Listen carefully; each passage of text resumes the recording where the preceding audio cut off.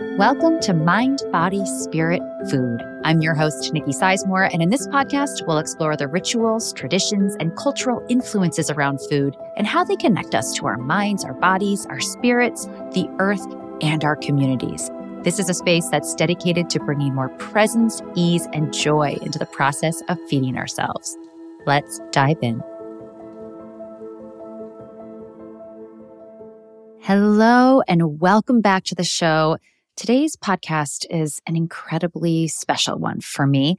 I speak with Edward Espe Brown, a Zen priest, chef, acclaimed cookbook author, and teacher.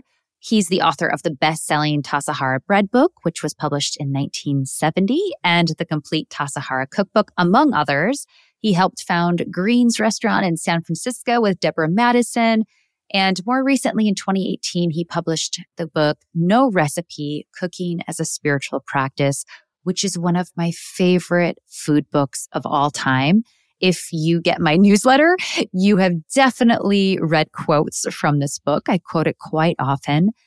I am so honored to have Edward on the show.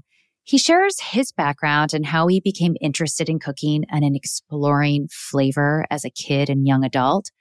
He talks about the importance of finding your own way in the kitchen as both a cook and an eater, and how you can develop trust in yourself. And spoiler alert, this often means doing things awkwardly, as Edward says, which I found very refreshing. Edward teaches us what it means to taste food. To really experience it. We talk about the importance of connection, not just with the foods we eat, but also with our bodies, our senses, and the people around us, and how connection requires vulnerability. Edward also discusses the importance of enjoying our food and how enjoyment differs from excitement or greed. There are so many nuggets of wisdom in this episode, as well as plenty of stories and laughter. I hope you'll give your attention to it, as Edward says, taking the time to absorb his teachings. And I hope that you'll leave empowered to find your own way, accepting what shows up for you. As always, you can support this work by rating it over on your podcast app or leaving a comment. Those things really go a long way. You can share it with your friends, or you can sign up for the Mind, Body, Spirit, Food newsletter, which goes out every week with new recipes, tips, and my thoughts on bringing more presence and ease into the kitchen. I'll pop a link to that into the show notes, but without further ado, let's dive in. Edward, welcome. I'm so honored to have you here. Your book, No Recipe, Cooking as a Spiritual Practice, is my favorite food book in the whole universe. And I feel like you have been a teacher for me for quite some time, even though we've never formally met. So it's a complete honor to have you on the show today. I'm going to start by asking you the first question that I ask all of my guests. And that is, what is your cultural upbringing and how has that influenced your relationship to food? It's a little hard to say what my cultural upbringing is. I was born in San Francisco and I'm a Californian. And we're not sure whether there's culture here or not. My mother died of cancer 2 weeks after my third birthday. So then I spent 4 years in an orphanage. I'm not sure what culture the orphanage had, except that we were to behave according to the rules and regulations. And one doesn't know whether, if there's much in the way of parenting going on. That's a kind of parenting.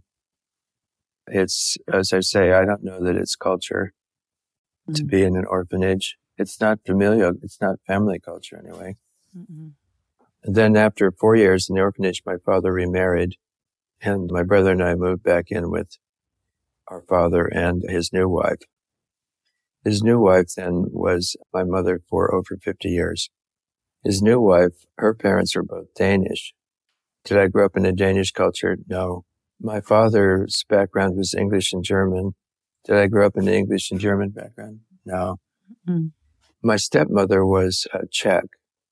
Her parents both came over from Czechoslovakia, Czech Republic, in the early 20th century, met in South Dakota, and my mother was born there in South Dakota. And met my father at the University of Chicago. But in her way, my mother was quite brilliant. And I did then get to know my Czech grandmother. Hmm. And we used to make bread together occasionally. I mean, I went to visit her in South Dakota at least twice, and we made bread together and laughed a lot. And she did everything with eyes, with nose, with hands, with mouth. So that confirmed what I was doing, what I had learned for myself, because, mostly if you don't grow up with that, you don't learn that. But that brings us to how I started cooking. I started cooking because I love to cook, and I enjoyed food, and I enjoyed the whole process of cooking. Was that from a very young age? No, it's more after I dropped out of college. And when I started living on my own and having to cook for myself, when you have to cook for yourself, you kind of look around and who's going to do the cooking? and you look around and you don't see anybody. And then you might assume that you buy product because you can go to the grocery store and there's a lot of product in the store that says, I'm quick, I'm easy, I'm quick, I'm easy, buy me, buy me, buy me. Why should I buy you? I'm quick, I'm easy. I'll be there for you just the way you want me to. All you have to do is put me in the oven and set the timer or the microwave. And you won't have to look at me, feel me, touch me, taste me, and figure out what to do with me. I'll just be there the way you want me to. So I don't know, do you call that culture? I don't think of that as culture. So anyway, I decided I would cook. And, that's the simplest, best way to become a cook. You decide you're going to. But I had what you might call, I don't know what to call these things. For lack of a better word, I had a very important experience when I was 10. I went to visit my aunt, my father's sister, outside of Washington, D.C. She was married to a Norwegian. And I don't know what happened to her, but somehow in her growing up, she'd learned to cook and she learned to bake and she learned to make jams. And they had a cellar that was full of canned peaches from their yard. They had an acre in not rural, but Falls Church, Virginia, semi-rural. And we would come home from sightseeing in Washington, D.C., my brother and I, and the house would be full of the smell of homemade bread. And I was amazed. I thought, this is amazing. This is so good. This is so delicious. And then we'd have hot bread with real butter. I learned to make bread from that history. So when I was 10, I decided, well, first of all, came back to California. I asked my mom, my Danish mom, can you teach me to make bread? She said, no, yeast makes me nervous. So then at that point, and I had decided already, I will learn to make bread. I will learn to make bread and I will teach other people to make bread. I was 10 years old. You were 10 years old. 10 years old, you can have some pretty important, powerful visions if you go back. My brother, he's 4 years older than me when he has his birthday, which he had yesterday. My brother said, I enjoyed the Smithfield ham, but it didn't change my life. So, we're all different people, but I'm someone who is interested in connection. And that's people, face to face, body to body, heart to heart, heart to tomato, and food, and connecting with food, and connecting with flavor, and connecting with taste, and connecting with my body, and connecting with doing. And I want connection. Not everybody cares much about connection, But if you're going to have connection, then you work. Yeah. Because it's very hard to connect. As long as you're in your head and thinking about things, you don't have much connection. Yeah.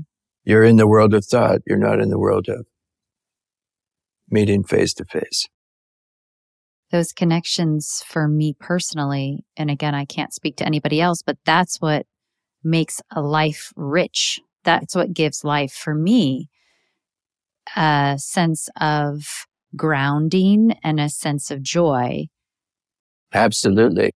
So much of your book, No Recipe, is about finding out for ourselves. And it's interesting because you mentioned when you were just talking about being young, you had to learn for yourself in the kitchen.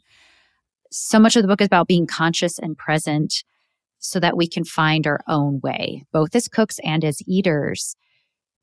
And what made me kind of think about this was that really comes down to trusting in ourselves.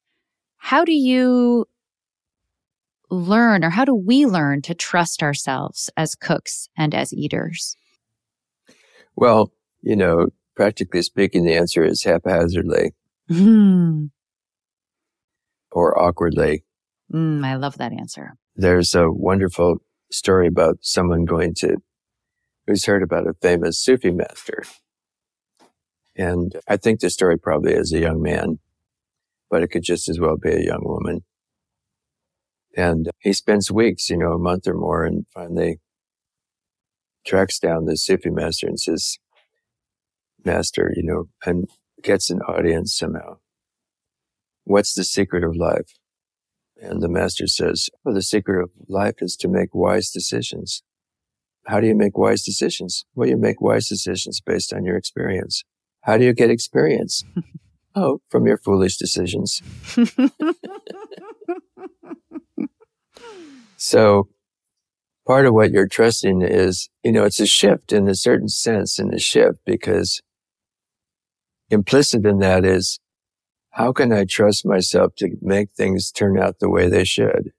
And you can trust yourself to make things to turn out the way they do. And you can decide how that was and whether you like that result or not like that result. You can decide that, and you can know that.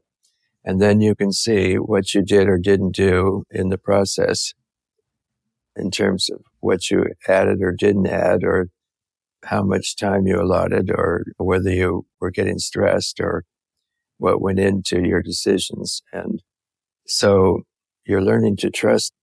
Anyway, it's a big difference between trusting.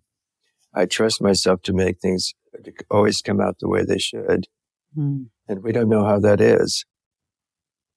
And we can have pictures, and then can I make that happen? And that's what we don't trust. And it's not useful to trust that. Some people get quite good at that, and they still, aren't necessarily connecting with the food. And I tell people various things when they ask about trust, like one of the things, for instance, I do in my cooking classes, which are less often now than they used to be. I have people taste something. We make a tomato sauce, starting with canned tomatoes. So the first thing we do is, well, let's taste these canned tomatoes. What should we be tasting? And, you try to explain, there's nothing that you should be tasting.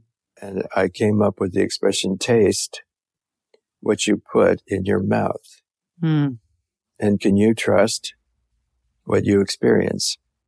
And can you give it language? And the more language you can give it from your world, the more you start to trust. It ties into this concept that you also speak of, and that is cooking in the dark. And not literally in the dark, but you share how not knowing is sometimes the best way to learn, because it forces us to become embodied. It forces us to be in our senses instead of relying so much on the should look like this, the should taste like that, but we have to live it for ourselves. Yeah. Well, it is understandable why any of us would ask, how do I trust? Because the scenario we're given in our culture is that there's recipes for everything. And of course, at some point, either for yourself or I've been listening once again to Brene Brown's 6 CDs, The Power of Vulnerability. And right at the beginning, she says straight off, if how-to worked, we would not be the most overweight, most addicted, most medicated culture in human history. Is that culture? But we believe in this how-to. You follow the recipe. and things will come out the way they should. And if they don't, then you didn't follow the recipe or you need a better recipe. And it's never like, oh, you could learn for yourself. That's not what we learn when the recipe doesn't work. Or the woman who studied dieting for herself, she identified 10 or 12 people who had lost significant amounts of weight, 35, 50 pounds or more, and kept it off for 5 years or longer. They all had one thing in common. They'd each figured it out for themselves. And they each had a different way they went about it. One person said, well, I decided to invite a thin person to lunch once a week.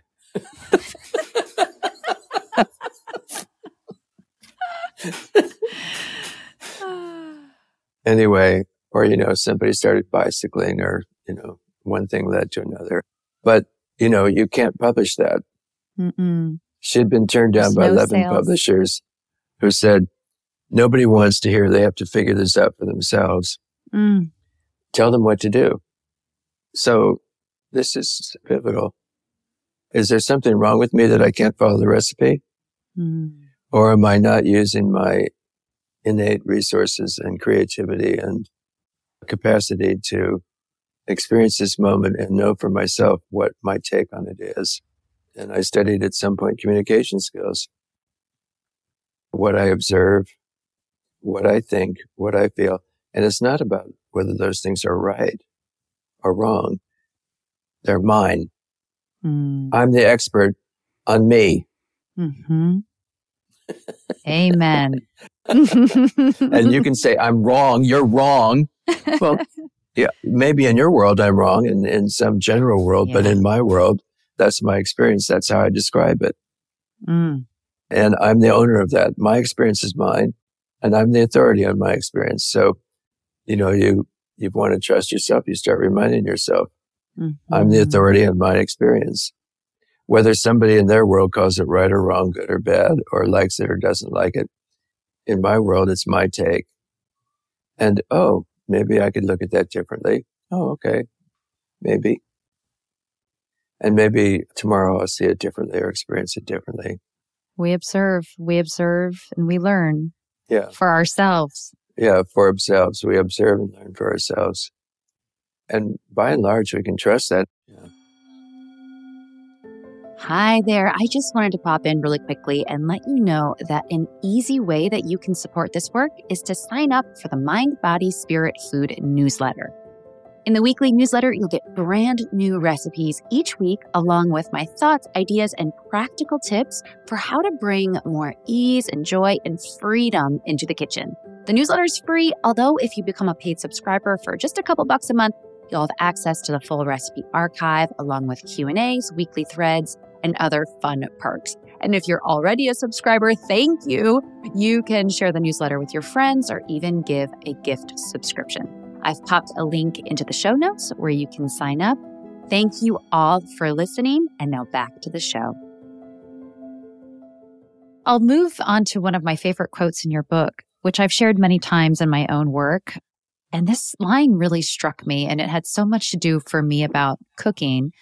Quote, when we realize that the things we do are not just things, but our behavior, then we may also realize that we have the power to change our life by changing the way we do things rather than what we do.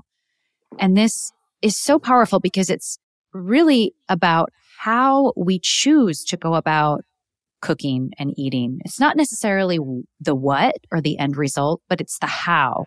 Yeah, and for me, that's unlocking. That just unlocks the secret to my own beliefs about food, that it is the process. It's not the end result that matters. It's the process. Yeah.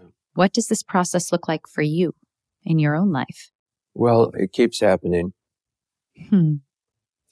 I've come to, at least tentatively speaking, understand that we each have an aesthetic of what is beautiful, what is not, and how things taste, how our life is occurring. And what I came to partly was, in Zen practice, which I did, if I may use the term, religiously.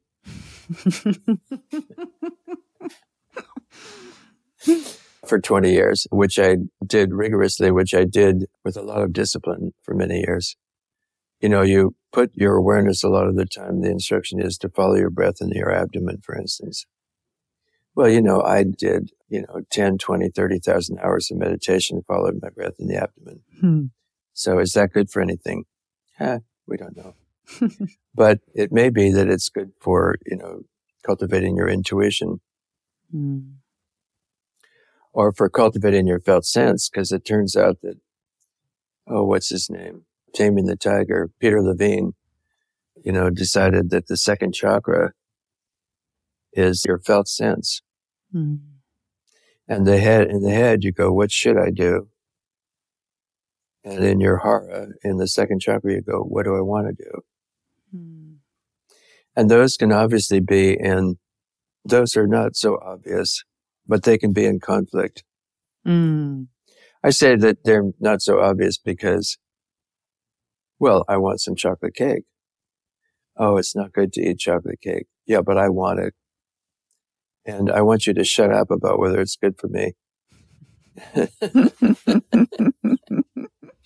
But anyway, that's an unruly second chakra.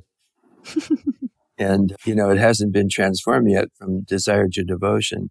And second chakras can be, over time, transformed from desire. Instead of desire-based, I want chocolate cake, to devotion. I'm devoted to tasting what I put in my mouth. I'm devoted to tasting each bite of chocolate cake. I'm devoted to taste each potato chip. And when you have devotion, then you don't have the same qualities of addiction. Because, so much as, many people have pointed out, so much addiction is based on, how do I get the sense of shame? How do I quiet my sense of shame and not being worthy enough or good enough? How do I quiet that? And one strategy is, to find a substance that will, when you indulge in it enough, those voices are quiet. You no longer feel shamed. But then when you get a little conscious again, shame is right back. Shame on you for drinking. Shame on you for overeating. Shame on you. And then you can quiet them so nobody knows whether the addiction is first and then the shame, or the shame is first. And then there's addiction. It's a self-feeding loop. They go along together. But when you have devotion to, I use the expression careful observation of the obvious. And you're honest about your careful observation of the obvious. And I'll tell you a story about that, you see, and this is where at times, there's certainly times that, there's shifts in the context of Zen practice. And we used to, when we were starting out at Tassajara, we served bread at lunch, and we served yeasted bread and unyeasted bread, and we cut the slices of bread in half. And many of us, younger men, would eat 16 or 18 half slices of bread. Wow. 8 or 9 slices of bread for lunch, with soup and with salad in 7 minutes. So we ate a lot of bread, and you have to understand, you don't have to understand, but, we were in the grip of, desire, or what you might call greed. And greed, I would describe as, greed is not the same as enjoyment. Because if you've read my book, you know that it's actually quite a wonderful, if you're learning to taste what you put in your mouth, you're also learning to please enjoy your food. And people say, oh, if I enjoyed my food, I'd be a blimp. No, that's if you were greedy for your food, you'd be a blimp. If you enjoy your food, then you'd realize when it's no longer enjoyable. It takes presence. It takes presence. And so we had baskets of bread for every 3 people. And if you were the first person in the row, you'd count the number of slices and take your third. And at some point, the baskets would be refilled and you could take more. you got your share. And then in order to get seconds, you had to make the firsts disappear. You couldn't take seconds if you still had firsts. So you had to get rid of the firsts, and the way to get rid of the firsts is to eat them. Quickly. So in order to get more, you had to get rid of what you had. Not taste it, not enjoy it, but consume it in such a way so that it disappeared, so that you could then be entitled to have more. Because the important thing was to have more. Thinking that having more was better, regardless of what your experience was. And at some point, I don't know, I would guess this happened with other people, but I realized, like I wasn't tasting my food. I was just getting rid of it in my mouth.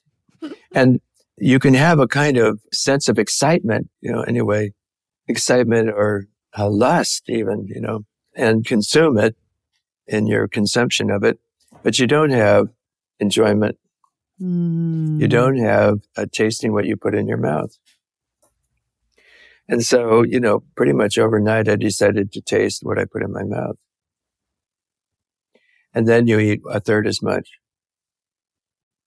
So at some point, your second chakra gets tuned from to desire and this excitement and, this energy that goes into consuming and having. But in order to have more, you have to get rid of what you have. Sometimes. Sounds like consumerism. That sounds like consumerism. You have to have that connection that we spoke about earlier, it seems to me, to have that enjoyment. If you're not connected, then you're popping it back and handing it. Yeah, if you're not connected. So it's very fascinating because in order to have enjoyment, you have to have connection, which means you have to have vulnerability. And to have enjoyment, you cannot keep yourself as you've known yourself. You let go of yourself and have a self that is enjoying. Wow. I got that originally, it's there all along in Buddhism, but I got it especially from Thich Nhat Hanh. Because he used to say, please enjoy your breath. And he used to say, please enjoy your food. So I thought about it a lot. And I also then remembered my own experience of shifting from, trying to get rid of something in order to have more, which is, as you say, consumerism. And it's not satisfying. And, just this week, there was an article in the New Yorker magazine about food. You may have seen it. And the disappearing distinction between food and product. But, the person the article's about had written a book on product and how he was eating a lot of product and how he was never satisfied and never hungry. Which is, I'm now finding out is, a lack of what's called eros. Because eros is, this is what connects us. The story that Bly mentions in Iron John is one creation story is that there was an egg, there was an ocean, and there was an egg floating on the ocean. And over time, a sword came up and cut the egg in half. And there was eros. But to have eros or connection, genuine eros, you need to, have that kind of openness or vulnerability. And you have to have the sword is what goes, no, this is greed. This is connection. This is separation. This is connection. This is, maybe exciting, but this is, harmonizing and connecting. And this is enjoyment. This is disappearing into an experience where I'm not exactly hungry. I'm not exactly satisfied, but I've gorged myself as much as I can. And we call those, in Buddhism, of course, hungry ghosts, or, maybe in the old myths, it's a giant that will or it's the divine mother who, of course, has the wrathful side too, Kali and so on. So, we will eat up everything and not discriminate between what's enjoyable and what's not, or, what's pleasurable, what's what. So it's interesting that enjoyment means having some discernment. Discernment is another way of talking about the sword. Yeah. Discernment and that softening. I mean, I think of my own history of cooking, and so many years of my life, cooking was spent in a very stressful state. And I was not being vulnerable. I was putting on my shield to achieve a task. And when the knife came down for me and I had to switch my lens, I had to learn how to soften and breathe and be still, even if for a minute before picking up my chef's knife. But I had to take off that armor. Yeah. And it was not very satisfying in the old way of cooking that I used to do. It was not satisfying. It was quite stressful. Were you working with other people or? Yes. So some of this is work related and some of this was just having a new family and work life. I strove so hard to make it work instead of just following step by step and not trying to be perfect and allowing things to unfold as they were going to unfold instead of how I perceived they should unfold. Wonderful to hear that. And, if we're lucky, I think we experience that in various areas of our life, and not how they should unfold, but how they do, and to stay with things and to stay with the process as it's unfolding and sorting out what to do with the circumstances that arise and not being too worried about, there's Chef's Table is a wonderful series, and that first one with Massimo in Milan. And, the wonderful story, and they, of course, have photos of, not necessarily the original incident, but one day one of his sous chefs came and said, excuse me, chef, but I dropped a whole tray of lemon tarts. I guess we can't use them. And Massimo says, nonsense, let's make some lemon pudding and put it and piece them back together again with lemon pudding. So now they do it on purpose. I love it. So, they break the tarts and piece them back together with lemon pudding. One question that's occurring to me is we've talked about how cooking connects us. Cooking is a connector, at least for you and I. It connects us to the foods we eat, to our bodies, to the people around us. Can cooking also connect us spiritually? Can cooking connect us to something beyond? Well, the first answer is, of course, absolutely. And, the eternal question is, how would you know it's doing that? What would your experience be like if it was doing that? And, finally, over years and years, my experience is that, when you're intimate with the moment, in that intimacy with the moment, it's just this. And you're suddenly in the spiritual world because it's just this. It's not compared to that. So the sacred or spiritual dimension is, oh, it's like this. Oh, and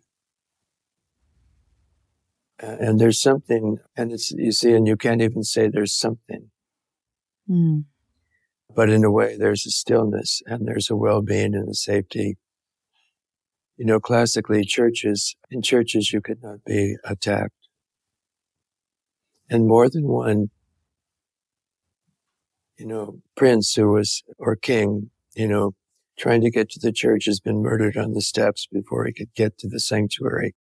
It turns out that, we're so preoccupied with the objects or, the thingness of things, as you were saying, rather than thinking about what? The process.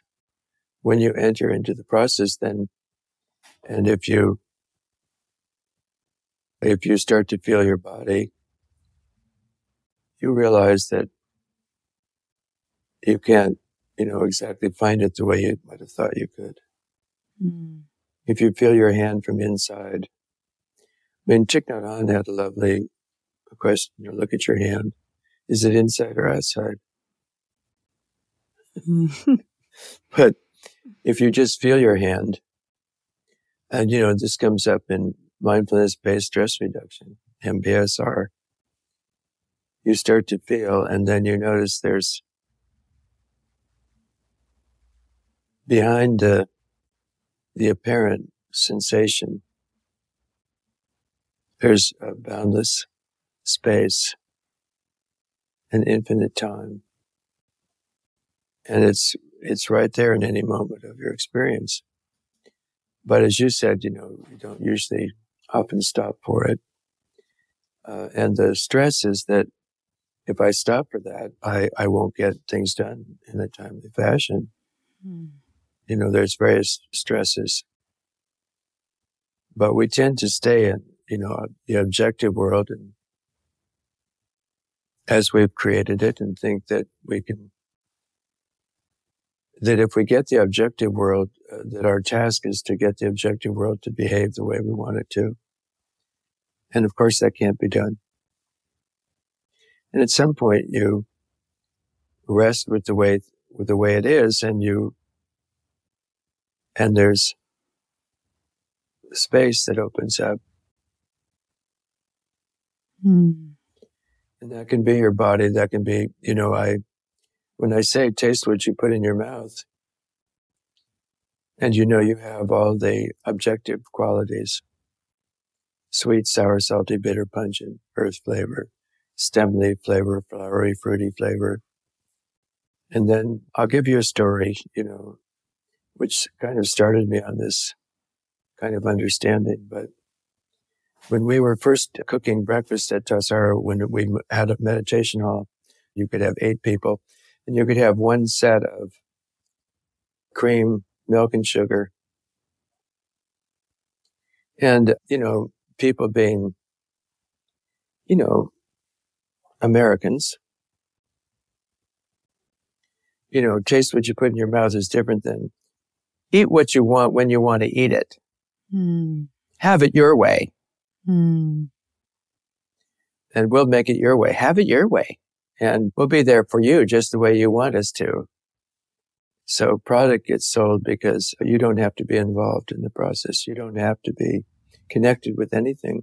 You can maintain your disconnection with everything. And you can say how great that is to be disconnected from everything and have things appear just the way I want them to. But then you're not grateful because, of course, that's like that. You deserve it. And so on. And so anyway, when we were meeting in the meditation hall, we served, and I was in the kitchen, and we served milk and sugar. And so what I didn't finish was, this is America. So, well, I want brown sugar. Shouldn't I be able to have brown sugar instead of white sugar? I would like honey. We should have honey as well as white sugar and brown sugar. Oh, I want molasses. Oh, I don't want milk. I want half and half. Oh, I want canned milk. It took 10 minutes for this to go down to the end of the road, 12 or 13 people. That's a long time for condiments to go down the road if you're sitting cross-legged and your knees hurt. And you have to wait for that to happen before you can eat. And your food is sitting in front of you. So the next day we put down a set of condiments for every 3 people. So then it happened much more quickly. We got back to the kitchen, and now there's 40 little dishes of condiments. What do you do with these things? Do you put them back in some big container? Do you try to save them in the little containers? What do you do? And while we were starting to think about this, somebody came running in from the Zendo and said, Roshi wants to give a lecture. He wants everyone to be there. And he started out his lecture saying, I don't understand you Americans. Pause. What doesn't he understand? When you put so much milk and sugar on your cereal, how will you taste the true spirit of the grain? And I thought, the what? The what? What, did you think you could put milk and sugar on every moment of your experience to make it taste the way you wanted to? Yeah, that's what I thought. No, you can't do that, can you? Why don't you taste the true spirit of the grain? Why don't you taste your own true spirit? Why don't you taste the true spirit of your friends? So this is another word for, the sacred. How do you taste the true spirit of something. And things taste different. But when you're tasting just true spirit, you realize the sincerity and integrity and the vastness of something being exactly the way it is. You know, those radishes do not say, why can't I be a watermelon? They're red. They're big and juicy. I have to be small and red and white, and I have to be earthbound. Why can't I? No, they don't do that. They are sincerely and, who and what they are. They're full of integrity and they're full of everything is there. Everything is there. There's nothing missing. And they have their unique quality. And it turns out that's radishes, that's potatoes. It's hard to get that with product. Where's the true spirit of the product? And I've done tastings, but what we noticed in tasting things over time is if you bite into walnut or almond, then if you bite into those, the flavor is not there at the first. The flavor doesn't pop with salt and grease. You have to chew it. You have to be a little patient and you have to let it unfold in your tasting. The unfolding. Yeah. Yeah. So you have to give it your attention a little bit rather than, you see, this is the difference between where in our modern culture, we think that the point of life is to find the next thing that will grab your attention. That will be pleasant or engaging or exciting. What's the latest video game? And not what can I give my attention to? And so part of what we're studying is how to give your attention to one thing or another. And how to give your attention to something and what you do when you give your attention to something. And when you have some curiosity or interest in what that something is, whether it's another person or a food or, your work, you give your attention and then things come home to your heart. Then the true spirit can come home to your heart. And you have to give your attention. Well, I have one more question for you, and this is just a fun one. And this is also a question I ask all my guests. If it was your last meal on earth, what would it be?